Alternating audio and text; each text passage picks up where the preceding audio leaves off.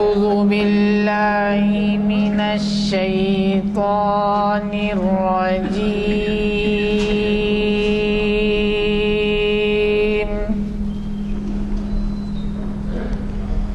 بسم الله الرحمن الرحيم.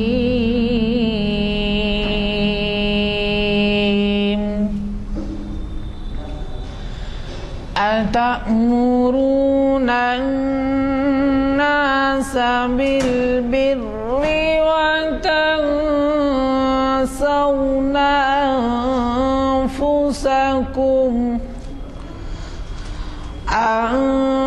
أنفسكم وأنتم تتلون الكتاب أفلا تعقلون. واستعينوا بالصبر والصلاة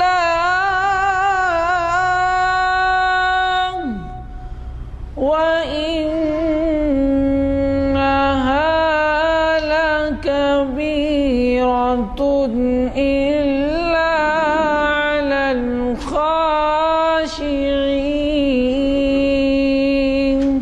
صدق الله العظيم. السلام علیکم. میں سید حامد حسینی سماجی کارکن حزب قائد جناب غلام یزدانی صاحب، کنوینر محافل مسجد عالیہ گن فاؤنڈری، اب آپ کی خدمت میں آج کا عنوان اور مقرر صاحب کا تعارف پیش کر رہا ہوں. آپ حضرات پروفیسر سید راشد نسیم ندی صاحب سے بخوبی واقف ہیں.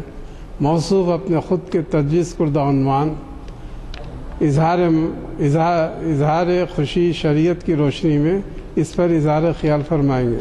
ہماری آج کی یہ محفل شریعت انفارمیشن سروس 479 نشست بروز پیر 18 فروری سن 2013 مطابق 6 ربیع الثانی 1434 ہجری جامع مسجد عالیہ گن فاؤنڈری کانفرنس ہال میں بعد نماز عصر منعقد ہو رہی ہے. حافظ و قاری محمد عرفان احمد صاحب کے خوش الہان قرأت سے آغاز ہوا. میں محترم پروفیسر سید راشد نسیم ندی صاحب سے گزارش کرتا ہوں کہ وہ شہ نشین پر تشریف لائیں اور ہمیں اپنے خطاب سے سرفراز فرمائیں.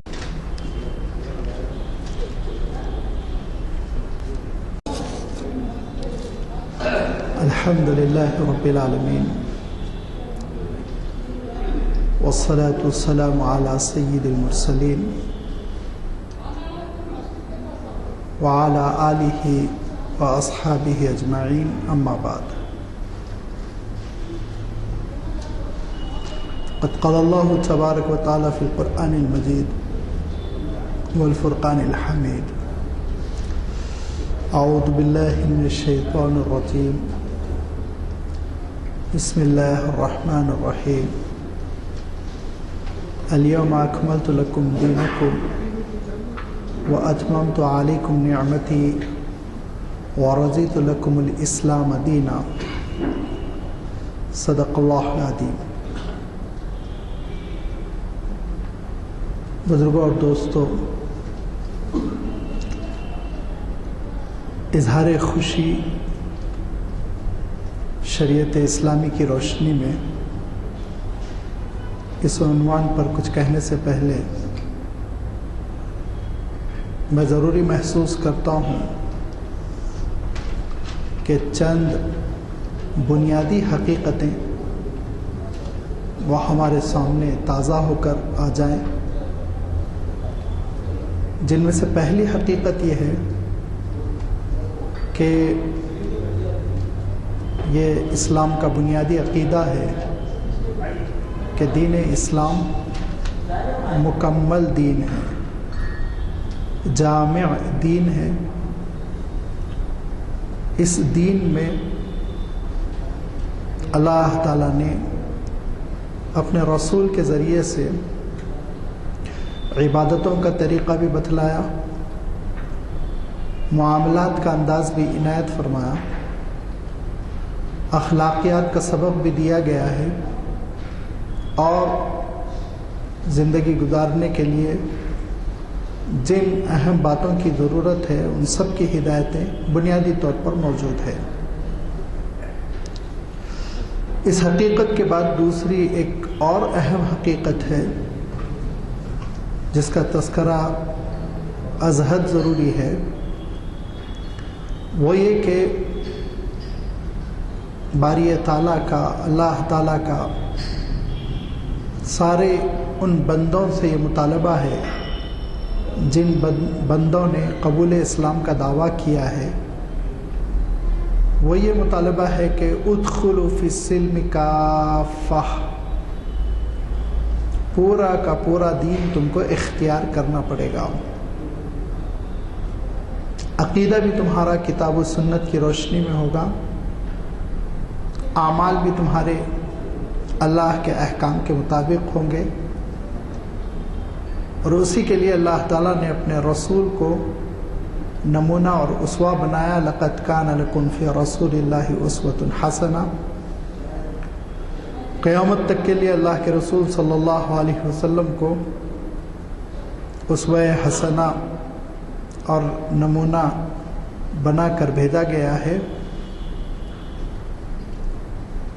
جہاں یہ مطالبہ ہے کہ دین میں پورے داخل ہو جاؤ، وہیں اللہ تعالیٰ نے اس بات کا بھی تذکرہ فرمایا کہ دین کے کچھ حصوں کو لے لینا اور دیگر کچھ حصوں کو چھوڑ دینا، قطر و بیونت کرنا، حصے بقرے کرنا، اپنی مرضی کے مطابق جو احکام دین کے نظر آ رہے ہیں ان کو اختیار کر لینا، جہاں مزاج اور مفاد کے خلاف بات پڑتی ہے تو اس کو چھوڑ دینا۔ اس کو اللہ تعالیٰ نے انتہائی سخت ایسا گناہ قرار دیا جو موجب سزا ہے، اور ہر دو عالم میں جس کی سزا ہے۔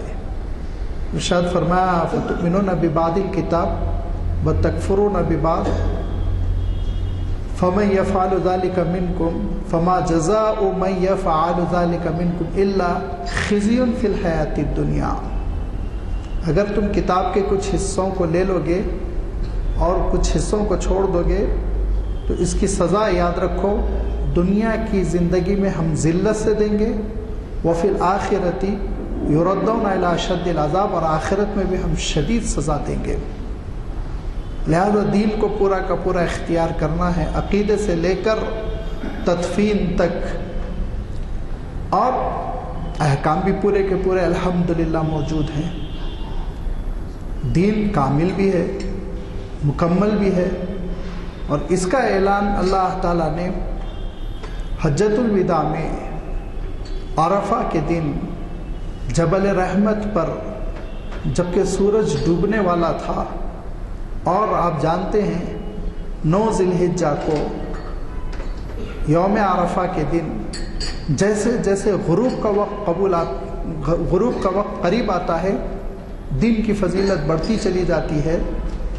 اس موقع پہ اللہ تعالیٰ نے ایک آیت نازل فرمائی جس کا شروع میں تذکرہ کیا گیا، جس کی تلاوت آغاز کلام کے موقع پہ کی گئی کہ الیوم اکملت لکم دینکم، آج ہم نے تمہارے لیے دین کو مکمل کر دیا۔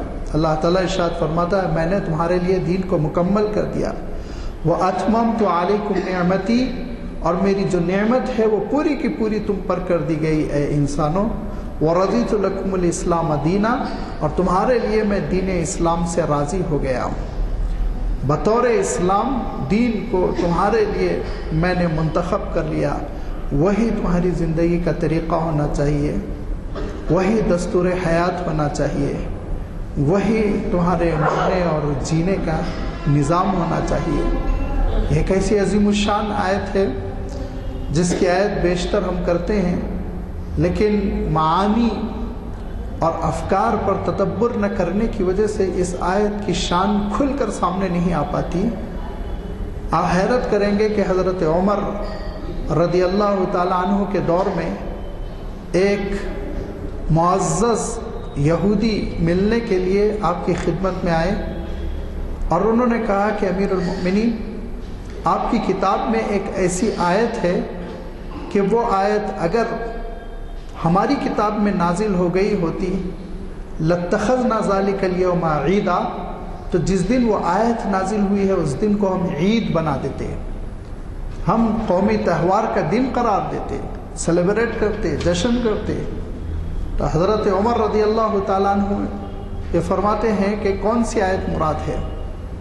تو وہ صاحب یہی آیت پڑھتے ہیں، اليوم اکملت لکم دینکم واتممت علیکم نعمتی ورضیت لکم الاسلام دینا۔ تو حضرت عمر رضی اللہ تعالیٰ عنہ فرماتے ہیں کہ مجھے وہ دن بھی یاد ہے جس دن یہ آیت نازل ہوئی تھی، وہ وقت بھی یاد ہے جس وقت یہ آیت نازل ہوئی تھی، وہ مقام بھی یاد ہے جس مقام پہ یہ آیت نازل ہوئی تھی، لیکن اللہ تعالیٰ نے ہمارے لیے 2 عیدیں رکھی، اسی لیے تیسری عید کا کوئی تصور نہیں ہے۔ چنانچہ حضرت عمر وضاحت کرتے ہوئے ارشاد فرماتے ہیں کہ وہ یوم عرفہ کا دن تھا 9 ذی الحجہ سن 9 ہجری، اور جمعہ کا دن بھی تھا۔ اللہ کے رسول صلی اللہ علیہ وسلم کا جو حج ہوا تو اس میں یوم عرفہ جمعہ کے دن آیا تھا، جس پہ سارے مورخین متفق ہیں، اس میں کوئی اختلاف نہیں۔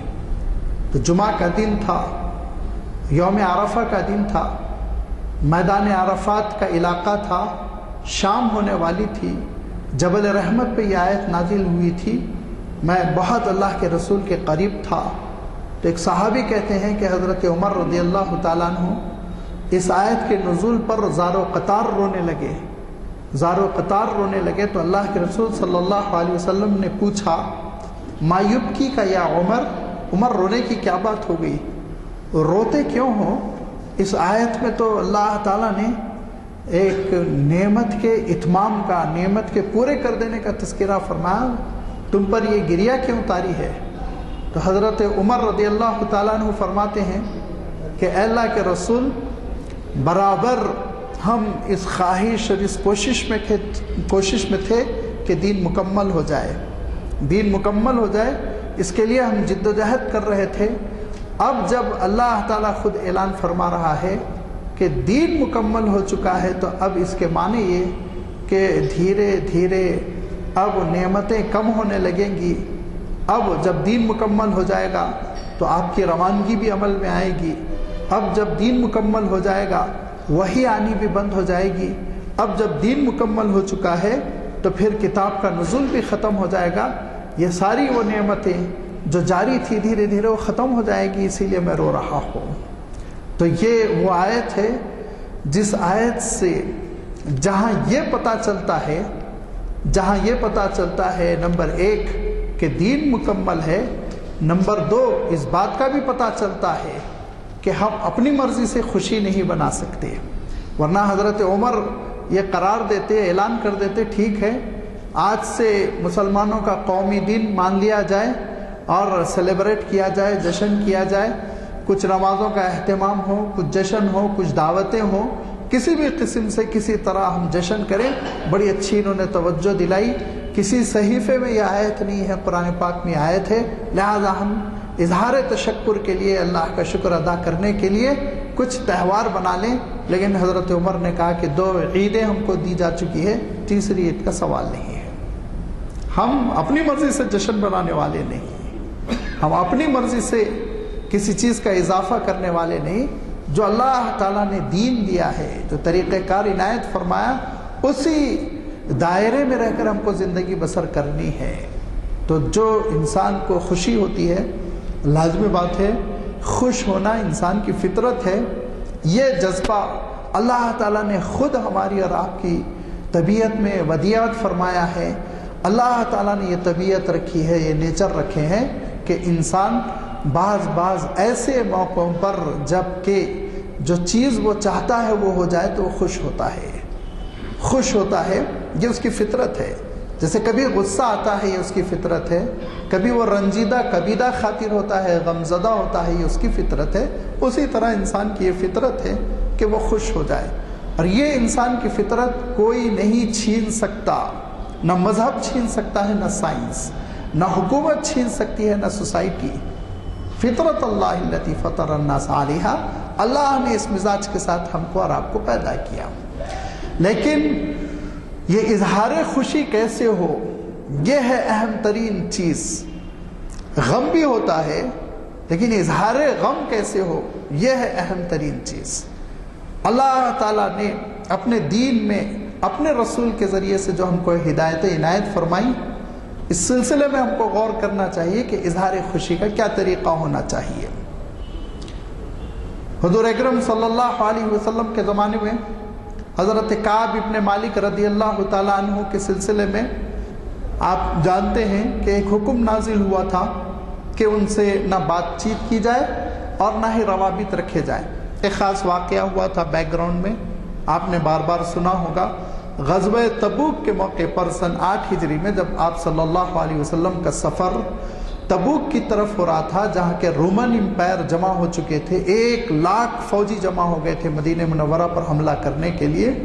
اس زمانے میں 1 لاکھ کا فگر کوئی معمولی فگر نہیں تھا، آپ اندازہ کیجئے بہت بڑا فگر تھا، اور ایسے سپاہی جن کو 6 مہینے کی تنخواہ ایڈوانس دے دی گئی تھی وہ جمع ہو گئے تھے، تو ان سے نبرد آزما ہونا تھا۔ آپ صلی اللہ علیہ وسلم نے مدینہ منورہ میں اعلان فرمایا کہ کوئی ایسا شخص جو چلنے پھرنے پر قادر ہو اور جنگ لڑنے پہ قادر ہو، وہ گھر میں بیٹھا نہیں رہے گا، اس کو ہمارے ساتھ چلنا ہے، سب کو چلنا ہے۔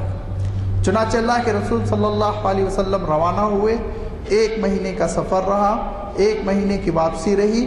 اس میں جو لوگ مدینہ منورہ میں چھپ کر بیٹھ گئے تھے، سورہ توبہ میں اللہ تعالیٰ نے ان کی بہت سخت خبر لی، اور یہ کہا گیا یا تو عذر معقول یا پھر ان کو منافق قرار دو، اور منافق بھی ایسے منافق فرمایا کہ اگر ان میں سے کوئی شخص مر جائے تو اے نبی آپ اس کی نماز جنازہ نہ پڑھیں، قبر پر کھڑے ہو کے آپ اس کی دعائیں مغفرت نہ کریں۔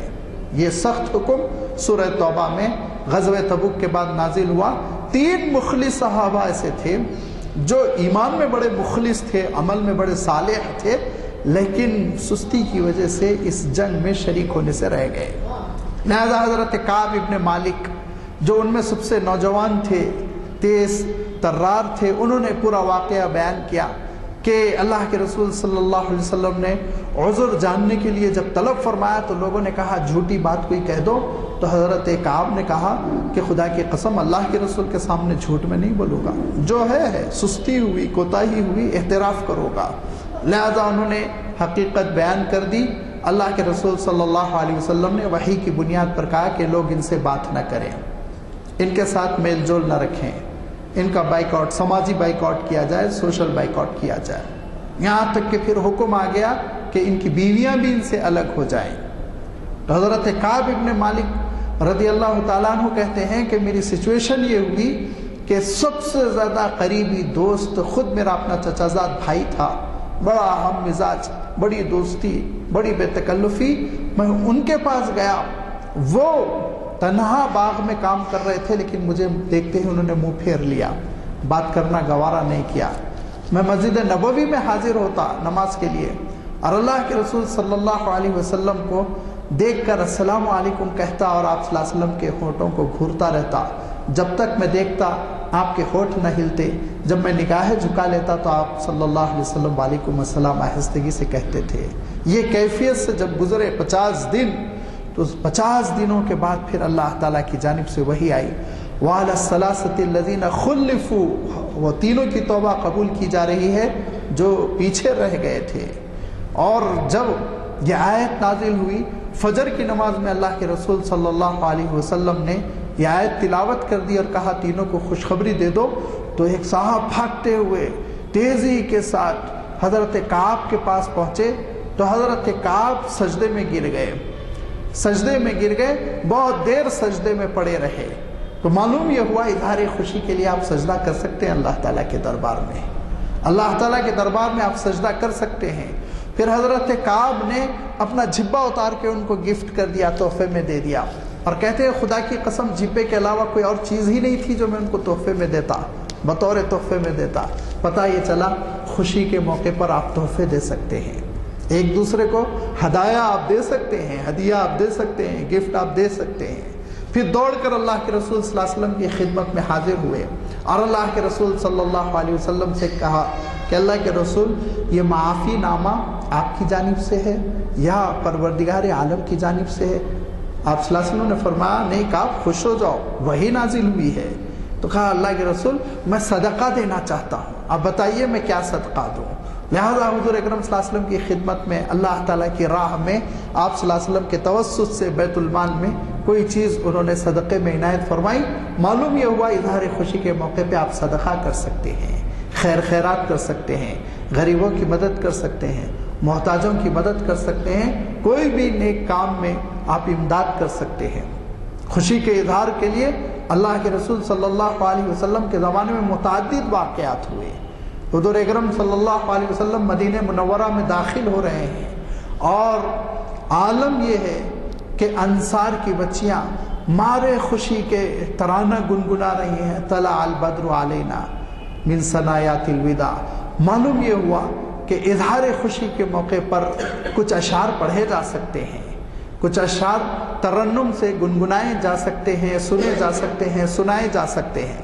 ایک شادی کے موقع پر کچھ لڑکیاں گا رہی تھی، گیت گا رہی تھی، اور اللہ کے رسول صلی اللہ علیہ وسلم گزر رہے تھے، حضرت ابوبکر صدیق بھی ساتھ تھے، تو حضرت ابوبکر صدیق نے روکا، رک جاؤ رک جاؤ۔ اللہ کے رسول صلی اللہ علیہ وسلم حضرت ابوبکر صدیق کو منع کرتے ہیں اور کہتے ہیں کہ انصار اس طرح کا جشن کرتے ہیں، ان کو کرنے دو، اس میں کوئی حرج نہیں ہے۔ آپ صلی اللہ علیہ وسلم کے زمانے میں عید کے دن دف بجایا جاتا تھا اور حضور اکرم صلی اللہ علیہ وسلم اس کو گوارا فرماتے تھے۔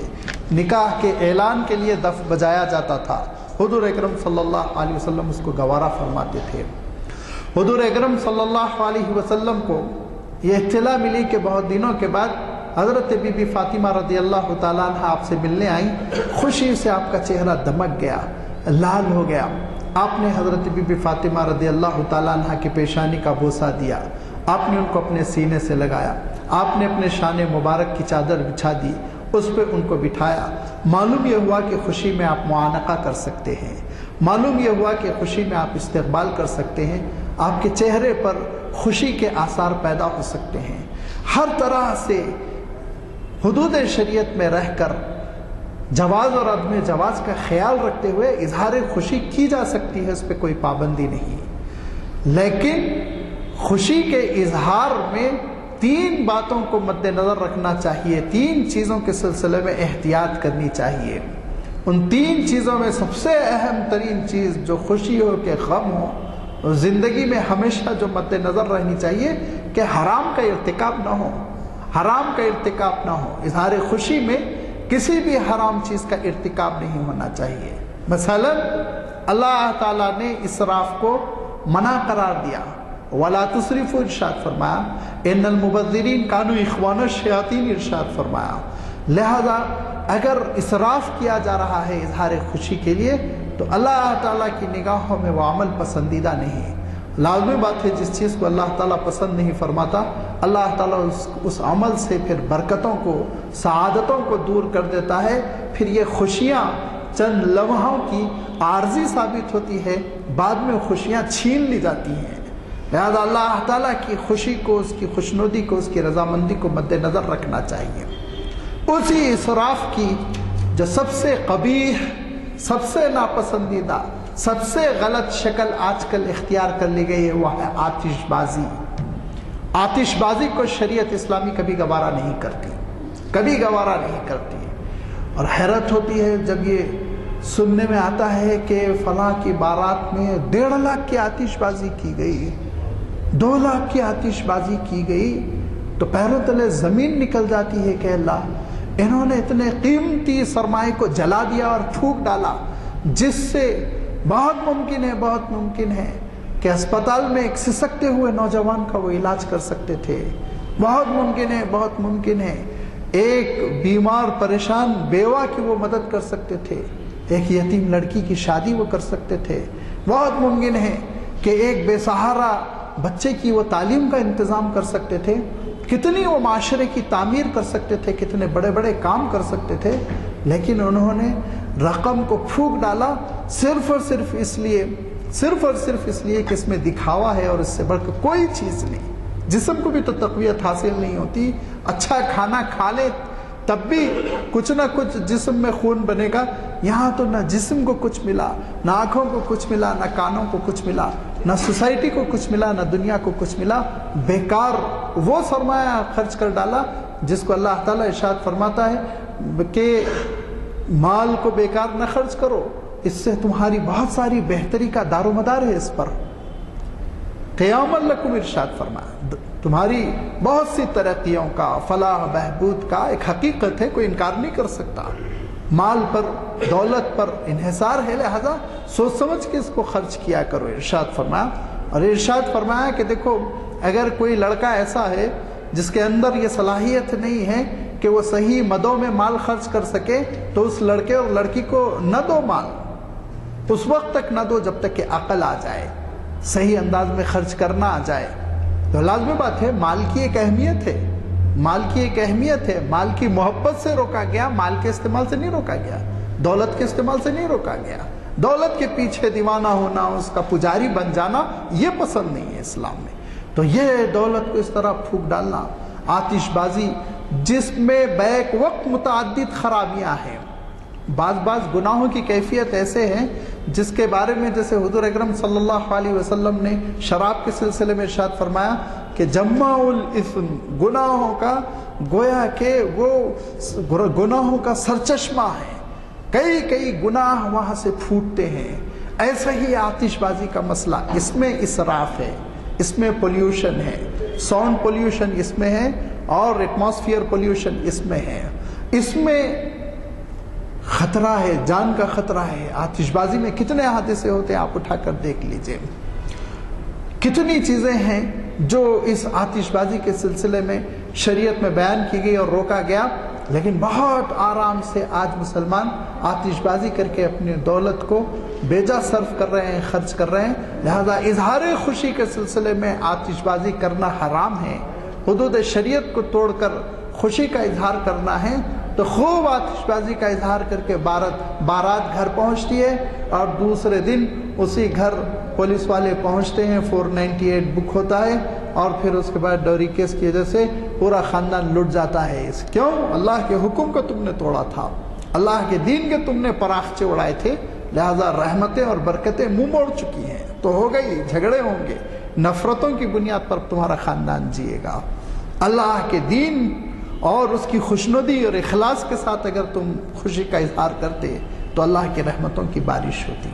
تو میں عرض کر رہا تھا کہ نمبر 1، اظہار خوشی میں کبھی کسی چیز کا، ایسی چیز کا ارتکاب نہیں ہونا چاہیے جو حرام بین ہے۔ بہت سی مثالیں ہو سکتی ہیں، نعوذ باللہ میں ذکر بھی نہیں کرنا چاہتا ہوں، نمازگاہ میں اگرچہ ہم نہیں ہیں لیکن اس کے زیر سایہ ہے شراب کا پینا، لا حول ولا قوت الا باللہ۔ کیا یہ خوشی کے اظہار کے لیے اسلام اجازت دے سکتا ہے؟ آپ سوچئے، ہرگز نہیں، وغیرہ پر اندازہ کر لیجئے کہ سارے حرام کی لسٹ آپ اپنے سامنے رکھ لیں، اس میں سے کسی بھی چیز کا اسلام ارتکاب کرنے کا ہرگز روا نہیں رکھے گا، اجازت نہیں دے گا۔ میوزک کا، ڈانس کا، یہ وہ چیزیں ہیں میں قصداً ذکر کر رہا ہوں جو آج ہمارے معاشرے میں جنم لے چکی، بلکہ جڑ پکڑ چکی۔ اتنی شادیاں ہیں اور رات میں 2 بجے وہ وقت سحر، جبکہ اللہ کے نیک بندے اٹھ کر تڑپ کر مولا کی رحمتوں کو آسمان سے زمین کی طرف دعوت دے رہے ہیں اور اپنی پیشانیاں سجادوں سے رگڑ کر اللہ تعالیٰ سے معافی مانگ رہے ہیں، اس وقت 2، 3، 4 بجے تک ڈھول بج رہا ہے، میوزک، ناچ رہے ہیں، نوجوان تھرک رہے ہیں، گھروں کو واپس ہو رہے ہیں۔ سوچئے یہ امت کی قیمتی جوانیاں کہاں صرف ہو رہی ہیں، کہاں برباد ہو رہی ہیں۔ یہ اظہار خوشی کا وہ حرام طریقہ ہے جس حرام طریقے کی وجہ سے ہماری سوسائٹی سے اللہ تعالیٰ نے، ہمارے معاشرے سے اللہ تعالیٰ نے خیر کو ختم کر دیا ہے۔ لڑائیاں پیدا ہو گئیں، دوریاں پیدا ہو گئی، روب ختم ہو گیا، محبتیں الفتیں ختم ہو گئی، نفرتیں جنم لے چکی۔ معلوم ہوا بھائی کی شادی میں آج ناچتے رہے، کل سے کیسز ہے، لڑائیاں ہیں، دوریاں ہیں۔ یہ سب مصنوعی چیزیں ہیں جس کا لبادہ ہم کو اتار کر پھینکنا ہوگا۔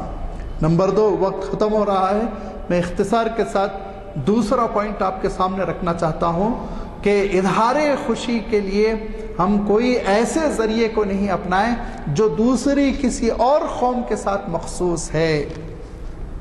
اللہ کے رسول بار بار فرماتے تھے، من تشبہ بقوم فہو منہم، جن سے تم مشابہت اختیار کرو گے انہی سے ہو تم، ہم میں سے نہیں ہو۔ اگر تم ہم میں سے ہو تو ہمارے راستے پر چلو، ہمارے راستے پر چلو۔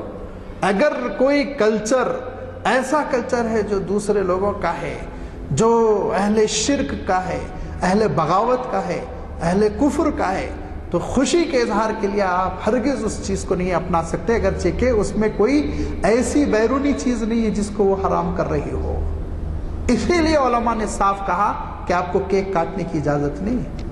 پوری معافی کے ساتھ میں کھل کر یہ بات کہوں گا کہ یہ خالصتاً مغرب سے لیا گیا کلچر ہے، غیر اسلامی کلچر ہے، اور ان کا شعار ہے، ان کا طریقہ کار ہے۔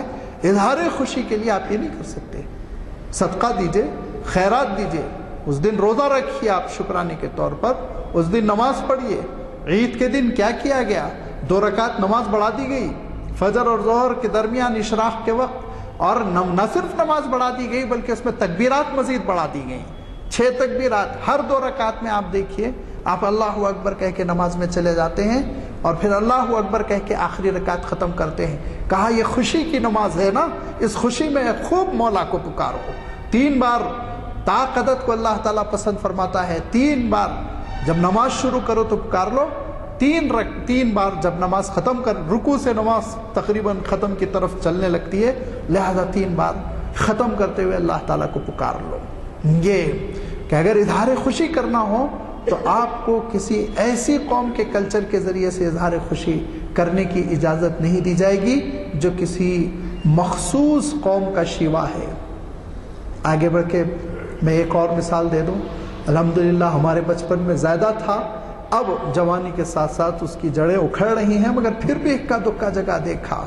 چوتھی کے دن رنگ کھیلنا اسلامی تہذیب نہیں۔ ہم نے یہاں کی تہذیب سے ایک خاص دن، ایک خاص تہوار سے اس رسم کو لیا ہے، لہذا شریعت اسلامی میں اس کی کوئی گنجائش نہیں۔ رنگ کھیلا جا سکتا ہے اظہار خوشی کے لیے، جائز نہیں ہوگا۔ کسی بھی مفتی سے آپ فتویٰ لیں، میں تو مفتی نہیں، فتووں کو میں بیان کر سکتا ہوں، فتویٰ دے نہیں سکتا۔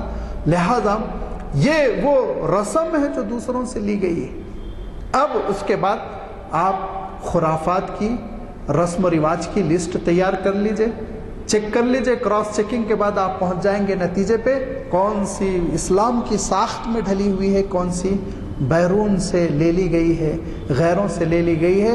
اظہار خوشی کے لیے غیروں کے طریقے کو نہیں اپنایا جا سکتا، جس کی کوئی اجازت نہیں۔ اتنی شریعت اسلامی سینسیٹیو رہی اس معاملے میں کہ غیروں کے طریقے سے بچو، اس کے لیے اللہ تعالیٰ نے لفظ سے بچنے کی تاکید فرمائی، لفظ سے۔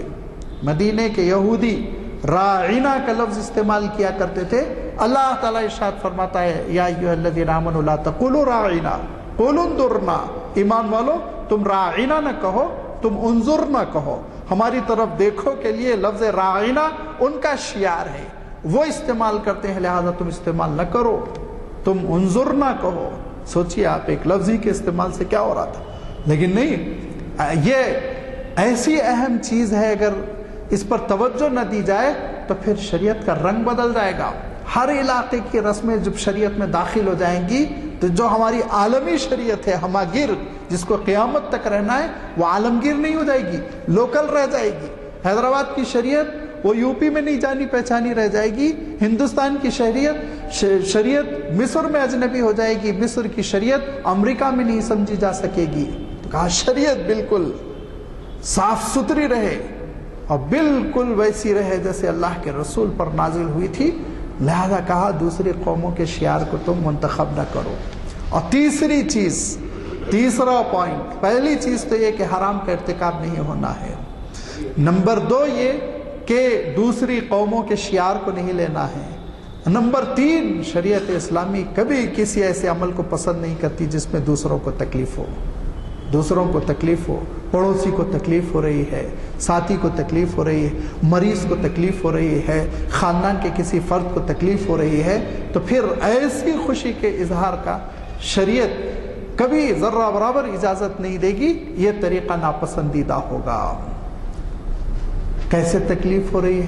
اب آپ سوچیں، مثلا یہ کہ آپ نے اپنے گھر میں مائک پر زبردست پوری فل ساؤنڈ کے ساتھ غزلیات لگا دی ہیں، کوئی ایسی چیز لگا دی جو فی نفس ہی حرام تو نہیں ہے، تقریری لگا دی کسی مولانا کی، تو لازمی بات ہے پڑوسی سو نہیں پائے گا، وہ جاگے گا، اور بھی اس طرح کی دیگر تکالیفیں ہو سکتی ہیں، طالب علم ہے وہ پڑھ نہیں سکے گا۔ لہٰذا جب کبھی کسی ہمارے عمل سے دوسروں کو تکلیف ہو تو شریعت اس کو گوارا نہیں کرتی، بلکہ شریعت کا معاملہ یہ ہے، اللہ تعالیٰ کے دین کا معاملہ یہ ہے کہ جب لوگوں کو تکلیف پہنچتی ہے تو عبادت نہیں رہ جاتی۔ چنانچہ آپ صلی اللہ علیہ وسلم نے کیا ارشاد فرمایا، جس وقت حجر اسود کے چومنے سے کسی اور کو تکلیف کا اندیشہ ہو، کسی کے پیروں کے کودل جانے کا، کسی کو رون ڈالنے کا اندیشہ ہو تو دور سے استسلام کر لو، ضروری نہیں ہے قریب جا کے تم حجر اسود کو چومو، جبکہ وہ سنت ہے، لیکن منع فرما دیا اللہ کے رسول صلی اللہ علیہ وسلم نے، اس لیے فرمایا ایذاء المسلم حرام، ایک سنت کے لیے تم حرام کا ارتکاب کرو گے، کسی کو ایذا پہنچاؤ گے۔ مسجد میں حاضر ہونا، صف اول کی اہمیت بتائی گئی ہے کہ صف اول کی اہمیت اتنی ہے، اتنی فضیلت ہے، لوگوں کو معلوم ہو جائے تو قرآن ڈال کر صف اول میں جگہ لیں گے۔ یہ نہ صرف یہ کہ جگہ پکڑے رہیں گے بلکہ قرآن ڈالا جائے گا، آج ان کی باری، آج ان کی باری، یہ فضیلت ہے صف اول کی۔ لیکن ارشاد فرمایا کہ لوگوں کو رونتے ہوئے اور گردنوں پر پیر رکھتے ہوئے صف اول میں آنے کی کوشش نہ کرو، ایذا نہیں، تکلیف کو گوارا نہیں کیا گیا۔ تو اظہار خوشی کے لیے جب کبھی ہم کوئی عمل اپنائیں تو ضرور اس بات پر اپنے ذہن کو مرکوز رکھیں کہ ہمارے کسی عمل سے اور ہمارے کسی مظاہرے سے کسی کو تکلیف نہ ہو، کسی کو پریشانی نہ ہو، اور کوئی امتحان میں اور مشقت میں نہ پڑ جائے۔ کبھی کبھی ان چیزوں کو مد نظر نہیں رکھا جاتا ہے، جس کی وجہ سے مسلم محلوں میں بڑی لڑائیاں ہوتی ہیں اور بڑی آپس میں چپقلش، اور چپقلش کے نتیجے میں پھر دوریاں، اور پھر وہ دوری کبھی ناکے اور تھانے اور کورٹس تک کے لے کے چلی جاتی ہے۔ لہذا اگر ہم اس اصول پر کاربند ہو جائیں کہ اظہار خوشی میں ہم دوسروں کی تکلیف کا ضرور خیال رکھیں گے، کسی اور کو ہم تکلیف نہیں پہنچائیں گے، تو پھر اس کے بعد سے ہمارے اظہار خوشی کے جو ذرائع ہیں وہ سب جائز ہیں، وہ سب اچھے ہیں، وہ سب مستحب ہیں، ہم کر سکتے ہیں۔ شریعت نے ہم کو گنجائش دی، شریعت نے ہمارے لیے جینے کے لیے بہت بڑا میدان، ایسا میدان عطا کیا کہ ہم آزادانہ اس میں زندگی بسر کر سکتے ہیں، ہر طرح کی خوشی فرحت محسوس کر سکتے ہیں، اس کا اعلان کر سکتے ہیں، لیکن وہی چند شرائط کے ساتھ جو بڑے محدود ہیں، جن کو میں 3 پوائنٹس میں جن کا احاطہ کرنے کی کوشش کیا۔ اللہ تعالی ہم کو اس بات کی توفیق دے کہ ہم اپنی پوری زندگی اس طرح دین پر گزاریں جس طرح کہ حضرت ابراہیم خلیل اللہ نے اعلان کیا تھا اور کہا تھا، ان صلاتی ونسکی ومحیای ومماتی للہ رب العالمین، اے اللہ میری نماز تو نماز، میری قربانیاں تو قربانیاں، یہ سب تو ہے ہی پروردگار تیرے لیے، لیکن میرا جینا، میرا مرنا، میری خوشی، میرا غم، میرا سونا، میرا اٹھنا، میری ساری جد و جہد، میری تجارت، میری کاروبار، میری نوکری، سب کچھ مولا میں تیرے لیے بنانا چاہتا ہوں، تیرے لیے ہو کر رہ جائے۔ یہ ہے وہ دین کا تصور جس کو اللہ تعالیٰ نے ارشاد فرمایا، وَمَن يَبْتَغِي غَيْرَ الْإِسْلَامِ دِينًا فَلَن يُقْبَلَ مِنْهُ، اسلام سے ہٹ کے کوئی اور جینے کا طریقہ تم منتخب کرو گے تو ہم تم سے اس کو نہیں قبول کریں گے، نہیں قبول کریں گے۔ وآخر دعوانا ان الحمد للہ رب العالمین۔ حضور صلی اللہ علیہ وسلم صحابہ اکرام کی حسبے کی ہوتی ہے، میلاد النبی کی حسبے تھوڑا پسند سے بتائیں تاکہ بہت ہی شکر ہے لوگوں کو۔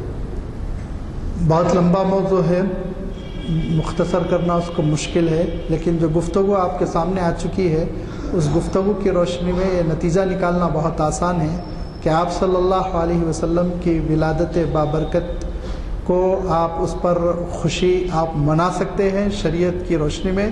آپ روزہ رکھیے، آپ شکرانے پڑھیے، آپ دعاؤں کا اہتمام کیجیے۔ سب سے بڑھ کر اہم ترین چیز جو امت پر ایک ذمہ داری ہے وہ آپ صلی اللہ علیہ وسلم پر بکثرت درود شریف بھیجیے۔ پورا دن وقف کر دیجیے آپ درود شریف کے لیے۔